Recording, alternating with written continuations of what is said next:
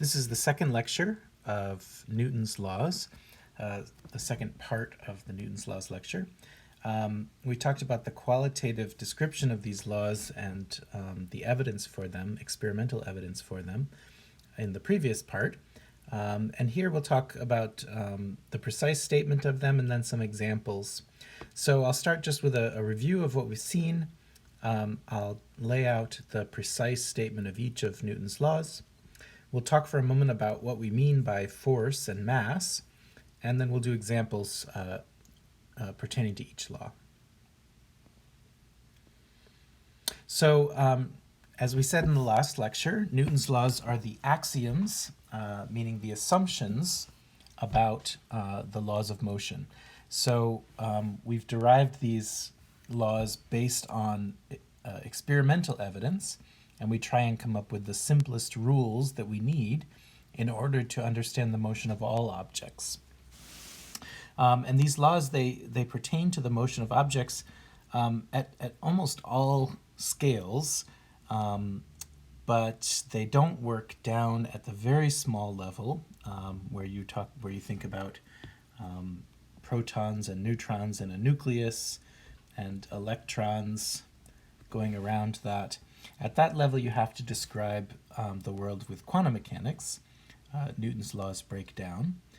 And they don't work at the very largest scales. So if you look at the motion of objects near black holes and the true motion of galaxies, then these are actually dictated by something called general relativity, which is Einstein's generalization of Newton's law of gravity, which we will talk about later. And then they also don't work if you get going too fast. So if your speed approaches the speed of light, then one needs to use Einstein's special relativity. So there's some boundaries to the theory. We can't use it for everything, but for most things that we see in our daily lives and most things that you can observe in astronomy, for example, Newton's laws govern these processes. So this is just a list of some of the things that Newton's laws govern, and we'll be talking about almost all of this stuff. So we start out basically talking about the motion of particles. In particular, Newton's second law says the net force on a particle of mass m is equal to the mass times the acceleration of that particle. That's the main law of motion that we have. Then you can put those particles together to make solid objects. And using both Newton's second law and Newton's third law, you can start to understand the motion of the solid object. We'll talk about the rotation of solid objects. Energy and momentum are things that can be derived from Newton's laws. In fact, they're defined from Newton's laws, and they're a different way of looking at mechanics. And then these are some things that we won't talk much about. We talk a little bit about fluids at the end, but we won't show how it comes out of Newton's laws. And then something called statistical mechanics is Newton's laws applied to many, many particles, which leads to the topic of thermodynamics, which is basically the rules that govern temperature and heat and these processes. So let's talk about what Newton's laws are.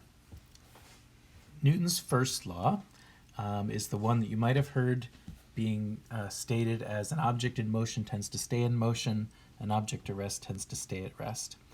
So what that phrase is meant to mean is the definition of an inertial frame. So a better way of saying the law is an inertial frame is one in which an object experiencing no net force moves with a constant velocity. That's the stay in motion or stay at rest.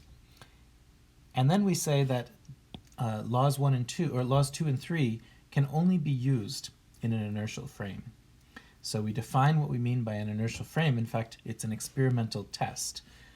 If you remember from the last lecture, you can place a ball down in the room in which you're working, and if that ball happens to move to the side without reason, then you know that you're not in an inertial frame and that you cannot use Newton's second and third laws. So only once you're certain that you're in an inertial frame can you actually apply these laws. Newton's second law is the main law. So it says that the sum of all forces on an object, and because forces, as we'll see, are vector quantities, it's the vector sum of all forces on the object, is proportional to the acceleration vector. The sum of all forces, which we can write over here with this capital sigma, is often called the net force on the object. And we'll see how that's applied today. And this constant of proportionality I've written as m, and we call that the mass. And we'll talk a little bit more about what we mean by that in a moment. I should probably also say that Newton's second law will always be associated to a free body diagram. So maybe you have an object that's being pulled across a flat horizontal surface. Then what we do is we draw a dot for the object, and you can either take that dot and place it off to the side, or you can place the dot right on the object, and then we draw all the forces that act on the object, and we'll also draw the acceleration vector of the object. So this is what a typical free body diagram looks like. It contains a representation of the acceleration, the thing on the right-hand side of Newton's second law, and then it also contains a representation of each of the forces, and I'll just give them some of the names that we'll learn as we go along, acting on the object. It's called a free body diagram because you could take that thing, let me circle the whole thing, and draw it without the object. You could free it of its body. So instead of drawing it right on the rectangle there, I could just have a single dot to represent the object. It makes it more of a schematic picture. But I think it's nice to sort of see it as it sits on the object. As I said, we're going to do a bunch of examples over the next few weeks of problems of this type, and you'll get to know the method of how to work a problem like that. Newton's second law will be our main tool for doing mechanics, for doing problems of the motion of objects. And finally, Newton's third law is about the interaction of multiple objects. It says when an object A interacts with a second object B, the force exerted by A on B, which we can write as FAB, the force of A on B, is opposite to the force of B on A. So when we draw a picture for that, what can we say? We could just have you could be giving a karate kick to your friend. How about that? Poor friend. Your friend's getting a karate kick. So you're applying a force. This is the force of you on your friend. But, haha, revenge of the friend, Newton's third law means that there will be a force of the friend on you, which is exactly equal in magnitude and opposite in direction. So it's possible that you could hurt your foot when you do this, so do not recommend it. These two forces, the two forces that appear in Newton's third law, there's something important about them, which is that they sit on different objects. So for example, in these free body diagrams that we'll be drawing, the forces that appear in one of these diagrams are the forces on one mass, on one object. Whereas in this picture that I've drawn, you notice I've drawn two dots. There's a dot for the friend and a dot for you, and these two forces sit on different objects. So they're forces on different objects, and they're often called an action-reaction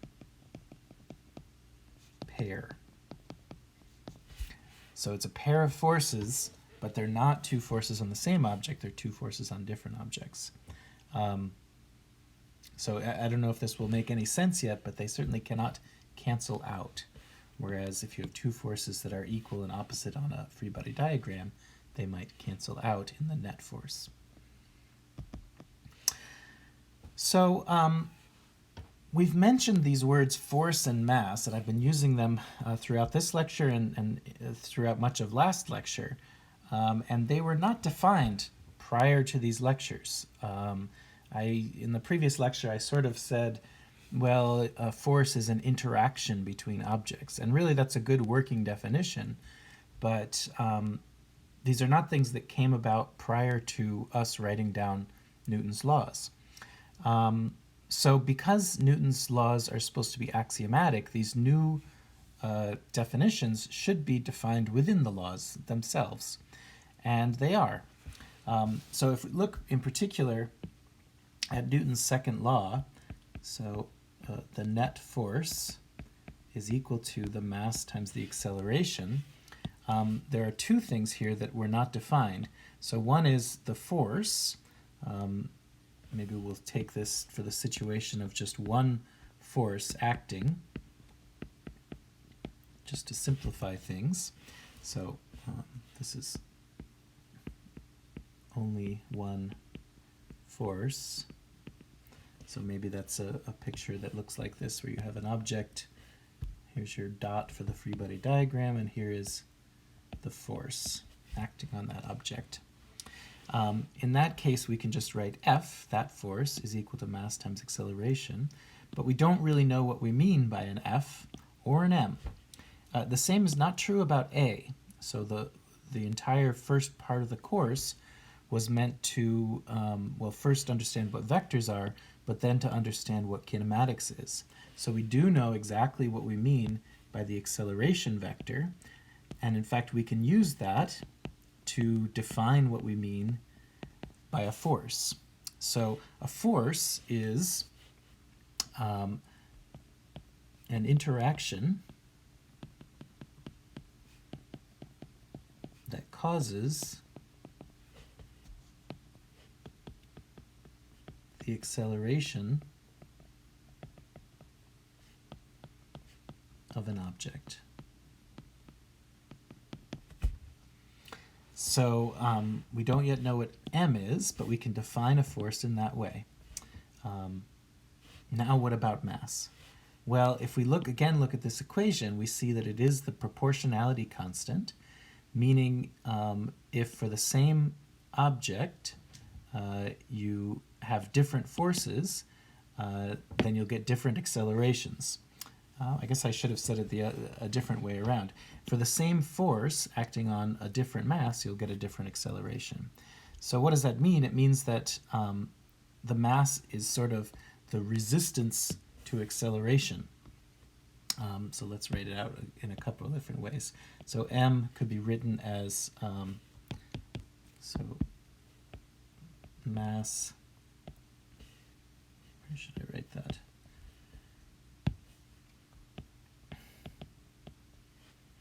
I guess I just want to say resistance to acceleration. So what do I mean by that? I mean if you have the same force but then a larger mass,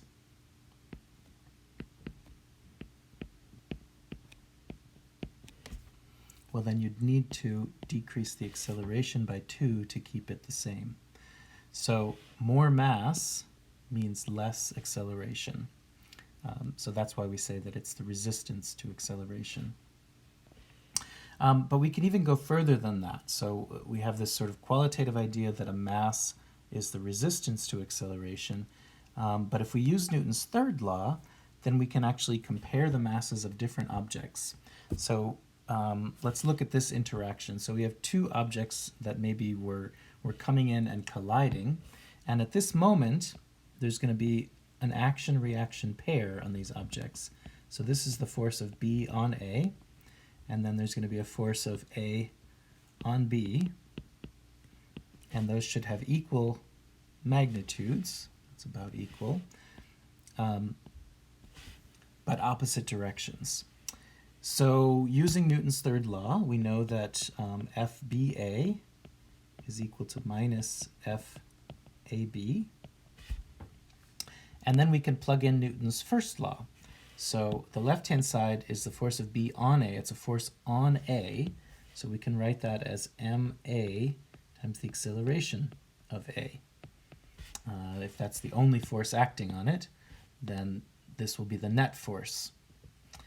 And then on the other side, this is the force of A on B. It's a force on B, so that's a Newton's second law for B.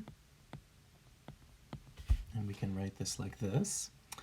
And then we could just compare the magnitudes of these two equations.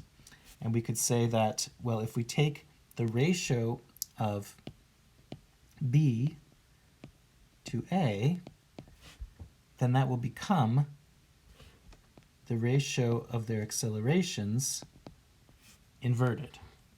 So the ratio of mass B over mass A is equal to acceleration of A over acceleration of B. So if, for example, as it looks, the mass B is greater than mass A, well, let's make it more precise. Oops. Let's say that mass B is actually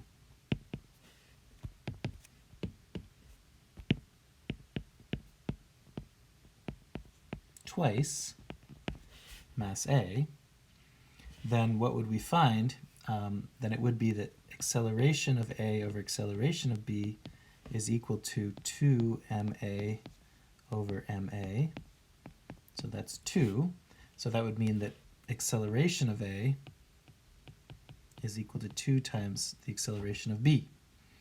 So if the mass A is smaller than mass B in this way, then we should get a larger acceleration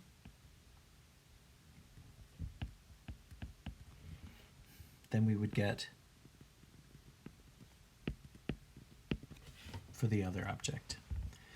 So B twice the size of A means that in their interaction, where they're the only forces acting, one on the other, the acceleration of A will be twice as large as the acceleration of B. So this is actually a way that we can measure masses. So we could start out with an object A, some gold brick that we keep in some government office, and we could collide objects with it, and based on their relative accelerations, which we can measure, because this is kinematics, we know how to do that, then we could define the masses of the other objects with respect to the first object. So we have a way of defining what the mass is. Qualitatively, it's the resistance to acceleration, but by interaction with other objects, we can actually make some scale of mass. And I guess I can say that the units of these things are, we say that the units of mass are kilograms. And since we know that the units of acceleration are meters per second squared, we know that the units of force should be the units of mass times the units of acceleration, which are kilogram meters per second squared. And we give a name to that, which is called a Newton.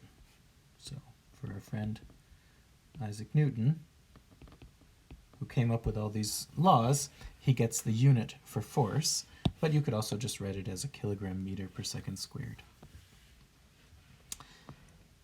All right, so let's do some examples, and we'll go one by one through the laws. So we'll start with Newton's first law, and I'm telling you this is a Newton's first law example, so we have some sense that that's what we should be using here. That I probably wouldn't tell you that this is a Newton's first law example if I were giving it to you on a quiz or a test. You would have to identify this yourself. Okay, so you're driving in your car, you turn left into the GVSU driveway, and there's some sunglasses sitting in front of you, and they fly across the dashboard and then crash into the passenger side window. Explain with Newton's laws. So can we say, well, the sunglasses accelerated from rest and started moving to the right across our dashboard? So should we be using Newton's second law? Well, we might think about that for a moment, but there's absolutely nothing to explain that acceleration. There are no forces that are pressing on the sunglasses to make them go to the right. So what that means is that this is exactly a test of an inertial frame. So let's write that out.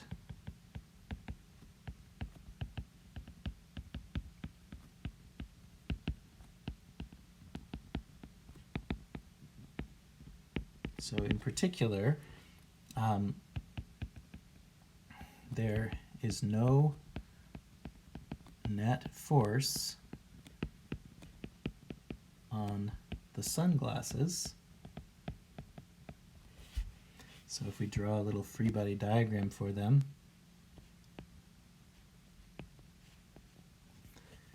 then as they're sitting here on your dashboard, there might be forces. So there might be a force of the dashboard up, but then there's also a force of gravity down. Those two forces will cancel out, but there's absolutely nothing that pushes on them to the side that would cause them to change their acceleration to get an initial velocity of 0 becoming a final velocity to the right. So there's no net force on the sunglasses, but they have a changing velocity.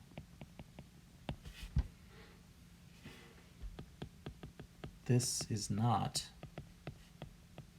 an inertial frame. So why is that? Let's go back and look at Newton's first law.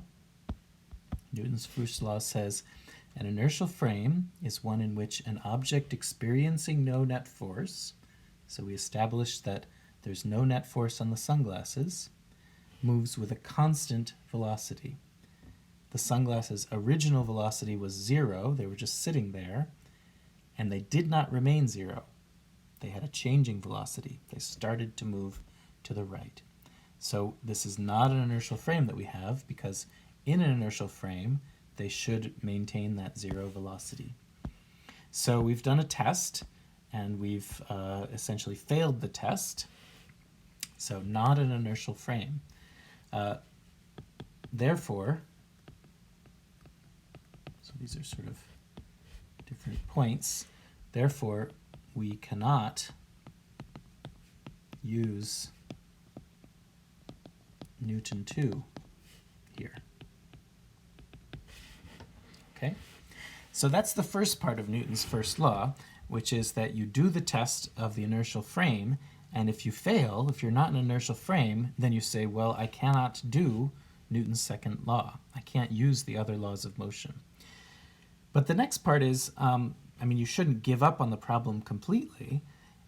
If you want to try and understand what's going on, then you need to place yourself in an inertial frame.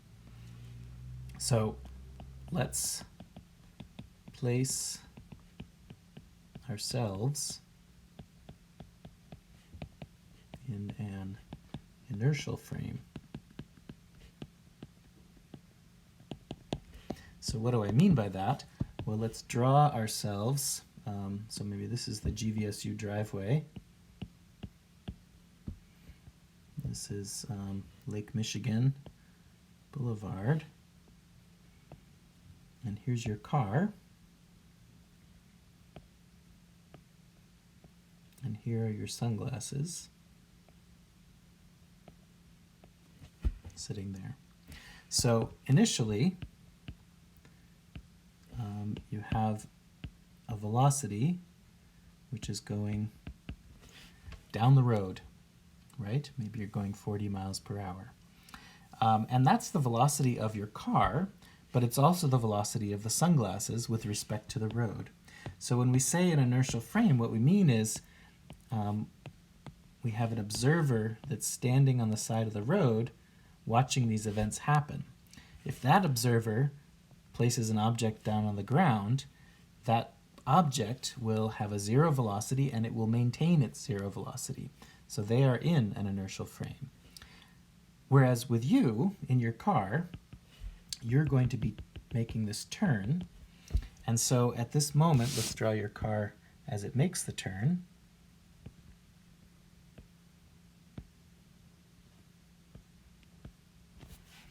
And then let's draw the trajectory of your sunglasses. So your sunglasses, they don't have anything holding them to the car. So the sunglasses, maybe I'll draw it with red here. So the sunglasses have this trajectory here, and instead of turning with the car, the sunglasses crash right into your passenger side window.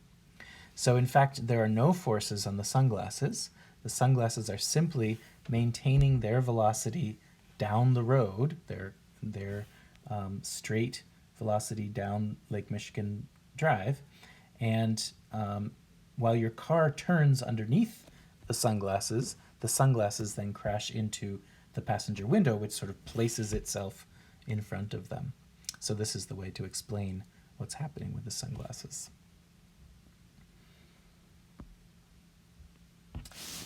Now we'll do our first Newton's second law examples. And as I've mentioned, we're going to be doing Newton's second law a lot. So we'll do the next couple of lectures on Newton's second law.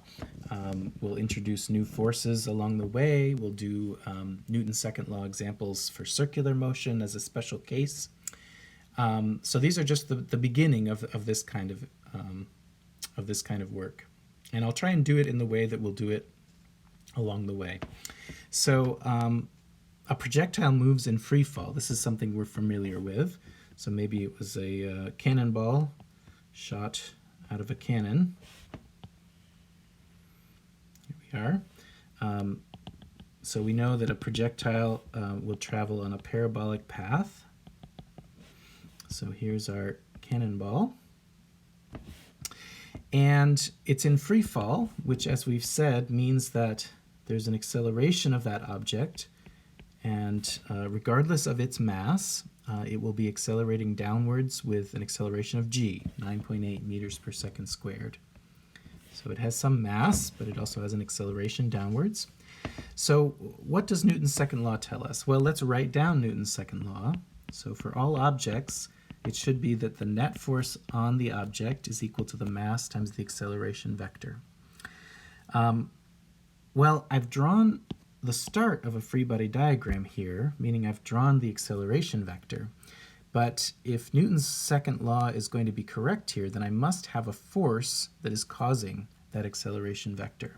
So there must be a force acting on the object, and that force must be acting downward on the object, because in Newton's second law, the vectors have to point in the same direction. The resulting acceleration must be the same as the sum of all the forces on the object.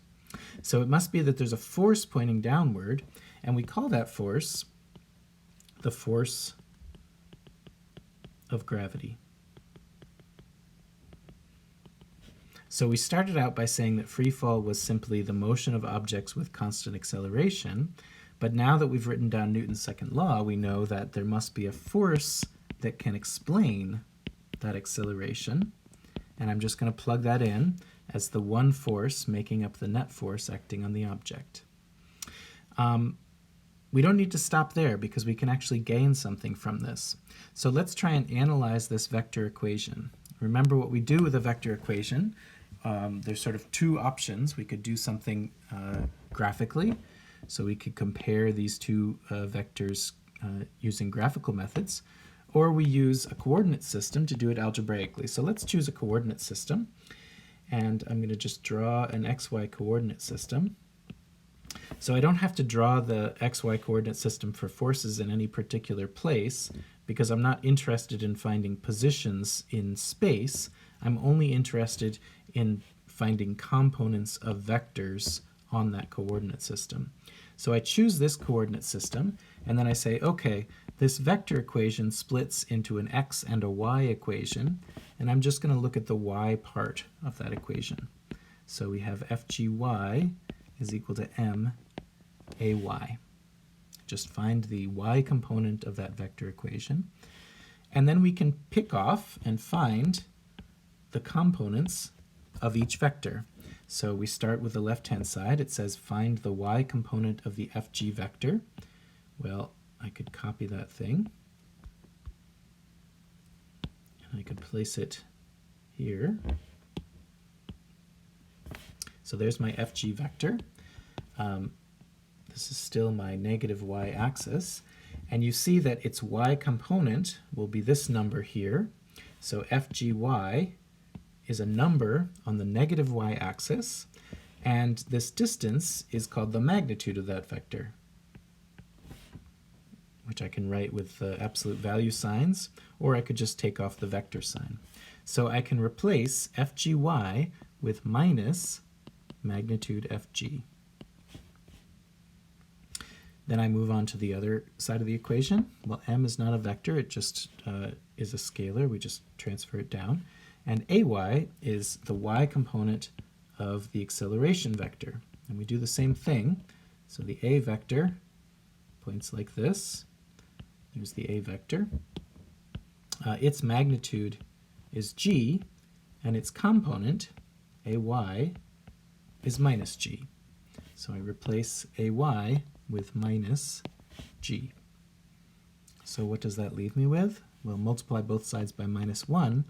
I find that the magnitude of the force of gravity vector is m times g. This is called the weight of the object. The magnitude of the force of gravity on an object is called its weight. So we started from what Galileo told us, which is that the acceleration of all objects in free fall, which we can now describe as all objects moving only with the force of gravity acting on them, all objects have the same acceleration vector. However, the force of gravity is different for different objects. The force of gravity is going to be the weight, which is m times g. So a more massive object will have a more massive force of gravity. A smaller object will have a smaller force of gravity, but they'll both have the same acceleration as they move through space. So this is sort of our first force that we've defined, the force of gravity. And in fact, I guess we can write it out. A force is a vector, and so we've now specified completely the force of gravity vector. The force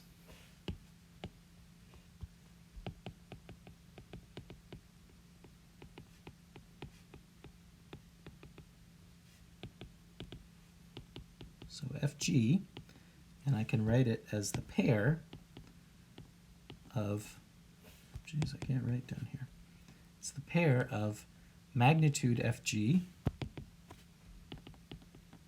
which we also call the weight, equal to mg, and direction down. So that specifies the whole vector. It has a magnitude mg, and it has a direction that points towards the center of the Earth. Force of gravity.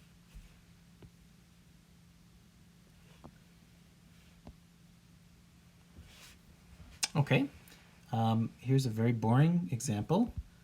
A book sits on a table, described with Newton's second law. So let's draw ourselves a table,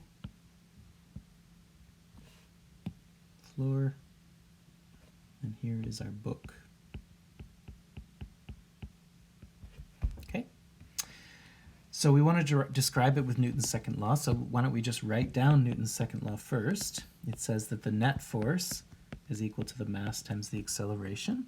You can write Newton's second law like that, or you can write it meaning exactly the same thing. The sum of the force vectors is equal to the mass times the acceleration. Either way is fine, but you have to write down one or the other because you have to say, I'm going to use this law of nature now.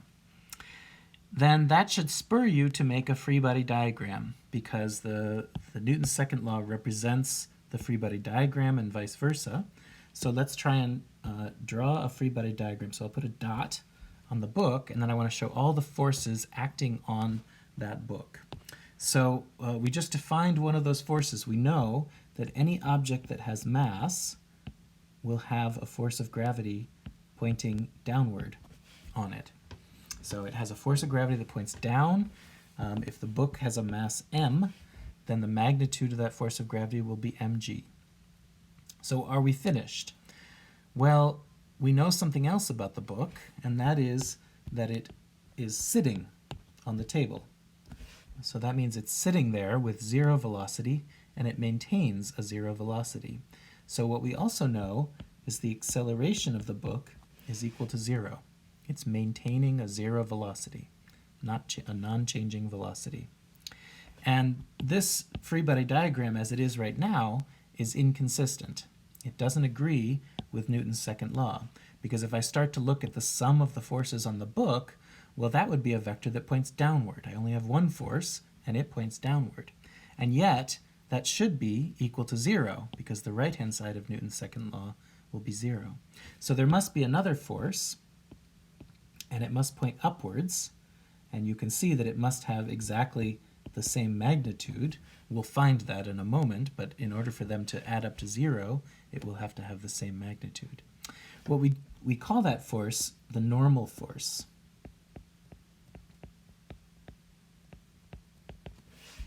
And so let's look at what that normal force is.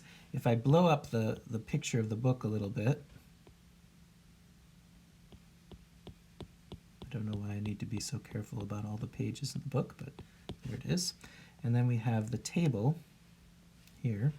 So anytime that two objects are in contact, we will have a normal force. So there's this green surface of contact.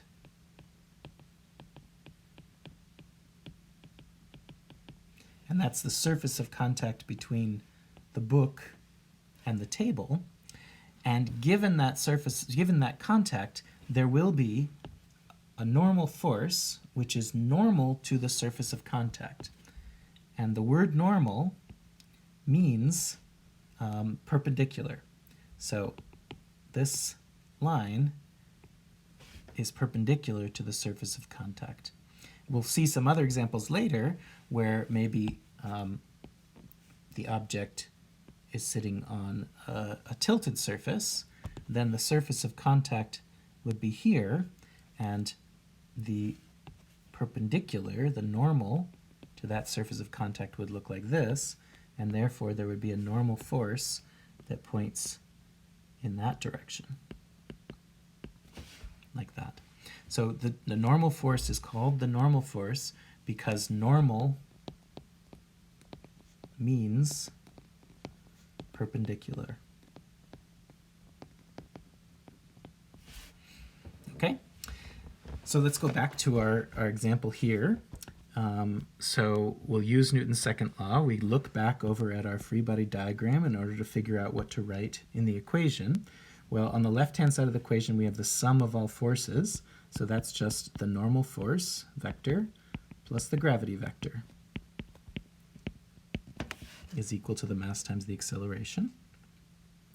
Then we can find a coordinate system and try and write this out in numbers. So let's again choose an XY coordinate system like this. If we place the normal force on that XY coordinate system, then if we look at just the Y component equation, so let's write down the Y component equation, Fny plus Fgy is equal to MAY. Then the Y component of the normal force is going to be positive because the normal force points up. So that component there is a positive number equal to its length. And the Y component of the force of gravity, well, the force of gravity points down. So its Y component is going to be a negative number, and it's going to be also equal to its magnitude. So we write minus the magnitude of Fg, and that's equal to m times the Y component of the acceleration, while both of its components are 0. So what does that lead to? It tells us that the magnitude of the normal force in this case is equal to the magnitude of the force of gravity, which remember we can write as mg. Now, I should warn you, this is not a general rule. So it's only what we found for this particular case. If we look back at the example of the object on an incline, well, there will be another force, the force of gravity, which points down. And you can see, basically, just by looking at this picture, that you're not going to find that the force of gravity has equal magnitude to the normal force. It might be that those are the only forces, and if you look at the sum of those two vectors, then it should mean that there's an acceleration that points down the incline here. And we'll do problems like that. We'll consider what happens, but it certainly turns out that the magnitude of the normal force is not equal to the magnitude of the force of gravity. And you'll see why when we do it. But we've defined now a second force, and that is the normal force. And the normal force is simply a force that you get whenever there is contact between two objects. So one more example with Newton's second law. A person pulls a crate across the ice described with Newton's second law. So we're told that there's no friction on the crate, so we don't have to worry about that. Let's draw the crate. And let's make it simple for ourselves. Let's assume that the crate is being pulled exactly horizontally by the person. So, yikes, very long person. So here they are. So there's no friction on the crate, but the person must be able to walk, so maybe they have some spiky shoes, so they're able to walk. And then they're dragging the crate like that. So they're pulling the crate across the ice, described with Newton's second law. So let's just write down Newton's second law. The net force on the object is equal to the mass times the acceleration. The mass means the mass of the crate. That's what we're talking about. And now we should just do a free body diagram for the crate. So we know two of the forces now. We know that if the object has mass, that it has a force of gravity that points down to the center of the Earth. We know that if an object is in contact with another object, so this crate is in contact with the ice, there's a surface of contact there, then there is a perpendicular force, the normal force, that acts upward then on the crate. And now there must be something about the person pulling on the crate. So this is a new force, and that is that there's a force of tension. So usually we call it a force of tension when the force is directed along a rope or a wire or a string or something like that. So we call that a tension force. Okay, so those are the forces, but we were not quite done with our free body diagram. Remember, free body diagram is meant to represent Newton's second law. And if we write out Newton's second law, we see we have Fn plus Ft plus Fg is equal to ma. And the a is the part that I've left out on my free body diagram. So it might sometimes be that you don't know which way A points, but in this case it's pretty clear which way A should point. So A should be pointing, if the person is pulling it along the ice, then if it's accelerating at all, it should be accelerating along the ice. So I'm going to give it an acceleration that points parallel to the ice because it's moving along that straight line, and it should be, if it's going to accelerate, it'll accelerate along that way. So let's see what Newton's second law gives us. Well, okay, so let's choose a coordinate system. Again, I'll choose the same one, x and y, like this. And in this case, I'll break it up into two. So we'll write down the x component equation first. So you just rewrite exactly the same equation, but you put little x's, and you take off the vector signs.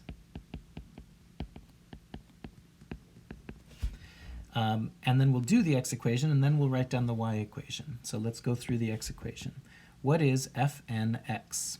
Well, that is the x component of this vector. Let's take a look at it. Let me just draw out a coordinate system again. If I place the normal force on that coordinate system, the x component, I start at the tip of the vector and I go back to the x-axis. Well, fnx is equal to 0. So I found its component to be 0. ftx is a different story. So I place ft on this coordinate system, and its x component, well, I'm already there. It's this number, ftx, and that's a positive number, and it's in fact equal to this length of the vector. So I can write ftx is just equal to the magnitude ft. So I replace ftx with magnitude ft. And then fgx, well, that's the same story as with the normal force. Fg points along the negative y-axis. You go back to the origin when you try to get back to the x-axis. So we get a 0 for fgx. We're not done. We need to continue past the equal sign. Now we have m times ax. Well, let's look at the a vector. I guess we can put it up here on this coordinate system.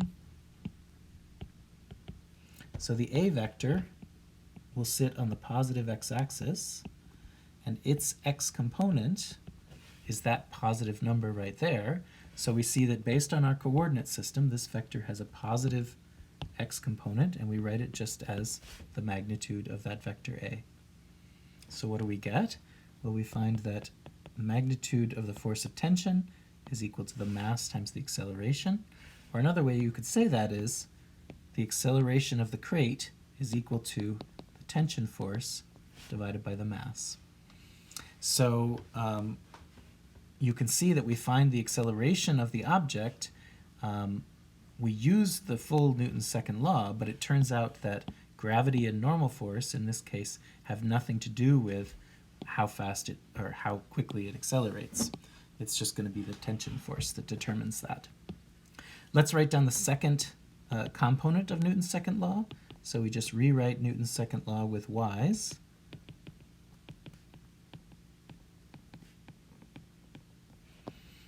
And then we go through and plug in those things. So what is fny? Well, fn is this vector, and its component in the y direction is this. So that's just equal to magnitude fn. fty, well, ft points along the x-axis. If you go back to the y-axis, you land at 0. It has a 0 y component. And fgy, that has a negative y component, which is equal to minus the magnitude fg. Go across the equal sign and keep going. What is the y component of the acceleration vector? Well, we land at 0. So we find that the acceleration vector has a 0 y component. So this equation tells us, just like in the previous example, that the normal force is equal to the force of gravity, and we have an equation for the force of gravity, which is that it's mg. So we've determined that the normal force has a magnitude mg, and that the acceleration of the crate will be whatever the force acting on the crate is, whatever the tension is, divided by the mass of the crate. This procedure that we're doing, I'll lay out very carefully for you in the next lecture, but it's always going to look like this. You write down Newton's second law, the law that you pull off of the equation sheet. You make a free body diagram that's specific to the particular problem you're working on, and then you make the law look like that specific problem. So you replace F net with the sum of the forces. And then you do vector math on it. This is stuff we've already learned how to do.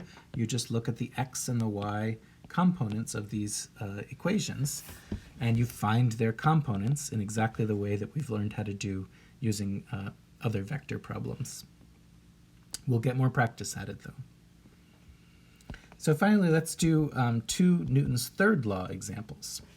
So we have a truck going 40 miles per hour, and it slams into the back of a tiny little car.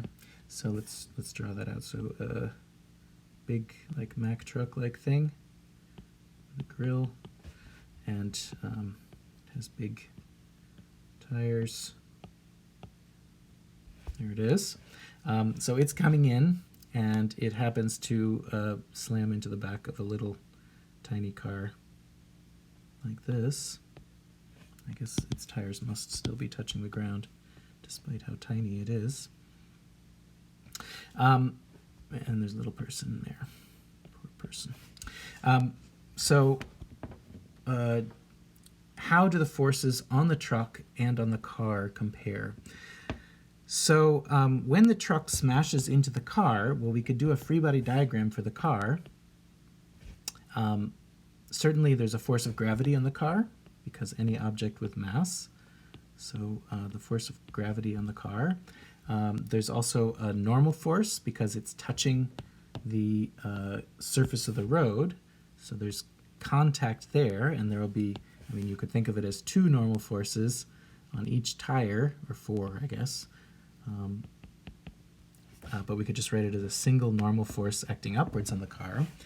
But then the main force that we're interested in here is the force of the truck on the car. And that's going to be some force that looks like this. So the force of the truck on the car, let's say it in words. Force of truck on car. Now, the question is, how do the forces on the car compare to those on the truck? Well, the truck is going to have its own free body diagram. And because the truck is more massive, it's likely that its force of gravity vector will be larger. Because remember, force of gravity, the equation for it is the mass times g. So if you have a larger mass, then you'll have a larger force of gravity. So we could draw a large force of gravity for the truck. Force of gravity for the truck.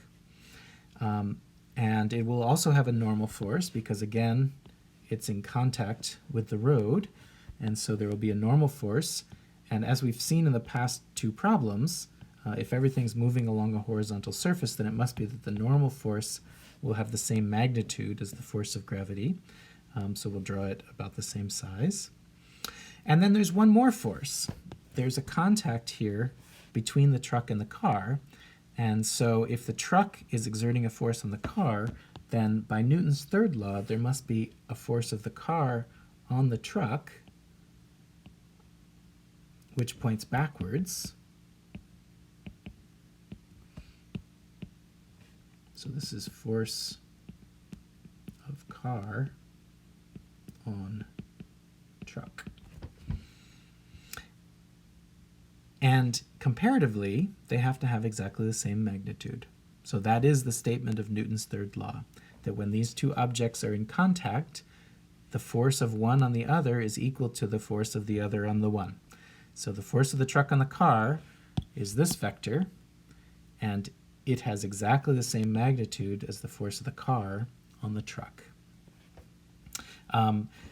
If we wanted to compare normal forces on the two objects, well, the normal force on the truck should be larger because that's due to its weight, and the weight of the truck is larger than the weight of the car. But for their interaction forces, those two must be exactly equal.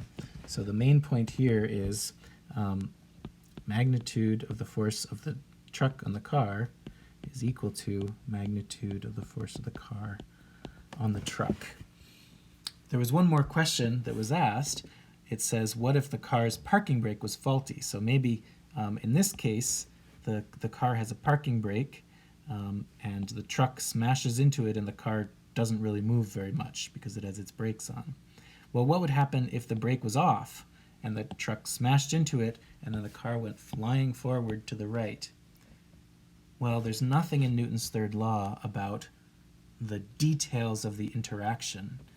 It's always true that the force of the truck on the car is equal to the force of the car on the truck. Always. No matter what. And remember, that was an axiom, so we don't even need to question it. It turns out that it matches experiments, but it's simply the rule that we use, that it has to be the same. We'll do some Newton's second law problems with multiple objects in which we will apply exactly this. And the next problem sort of gets at that issue. So you get on an elevator and you find that there's a scale for weighing yourself for some reason sitting inside of the elevator, probably because it's run by physicists. So you decide to stand on the scale and measure your weight. And there's sort of two cases. So here's your scale, and here's you standing on the scale, and it's going to tell you what your weight is. there. And case 1 is before motion. So in this case, we could do a couple of different free body diagrams. So we could do a free body diagram for you. So we have you have mass, and therefore there's a force of gravity on you. And you are in contact with the floor. In fact, you're in contact with the surface of the scale. So that means that there's going to be a normal force on you, pointing upward. So we know already that from what we've done already, the magnitude of the normal force is equal to the magnitude of the force of gravity, because we also know in this case that the acceleration of u is equal to 0.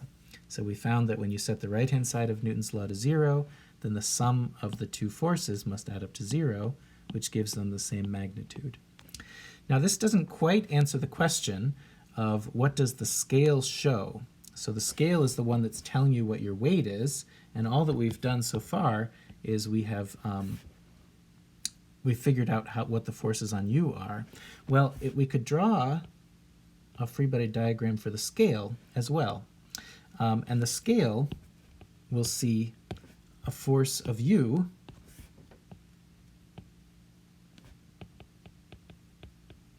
on the scale, a Newton's third law pair to the normal force. So this normal force, the thing that we're calling a normal force, is actually the force of the scale on u. So what does that mean? Well, we said here that the force of gravity was going to be equal to the normal force because the acceleration is equal to 0. These are forces on u. But because of Newton's third law, the magnitude of the force of the scale on u should be equal to the force of u on the scale. So in that process, this should be equal to your weight, meaning the magnitude of the force of gravity. So there's sort of a chain there. You saw it. It was like three things. Newton's second law tells us that Fg is equal to Fn. But Newton's third law tells us that the force of the scale on u, Fn, is equal to the force of u on the scale, and that's what the scale measures. So this is what the scale measures. There must be some other forces on the scale because it's not accelerating downward, so the scale itself feels a normal force from the floor, but we don't need to worry about any more other than that. So the main point is that the normal force on u is the thing that the scale measures, because always in Newton's third law, the normal force, the action-reaction pairs have equal magnitudes. So now let's look at case 2. And now you're standing on the scale.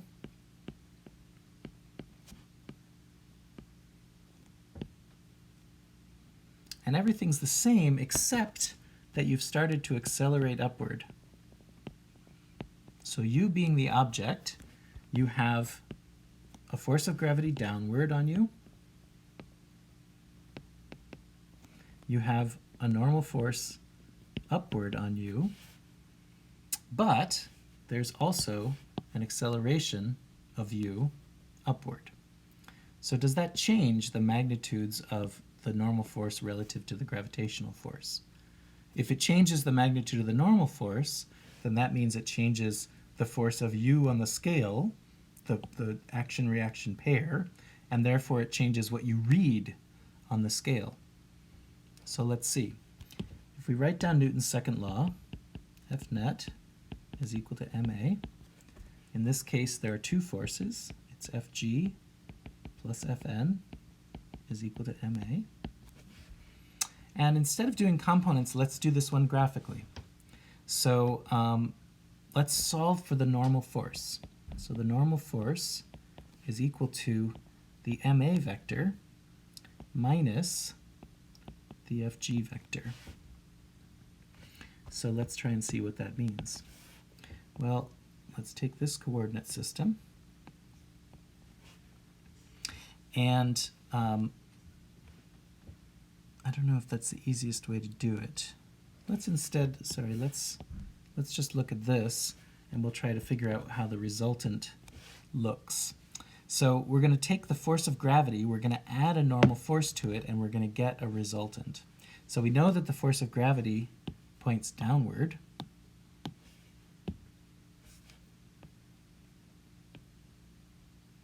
We're going to add something to that force of gravity, and the resultant that we get will be the mass times the acceleration, and that should be a vector that points upward, the ma vector.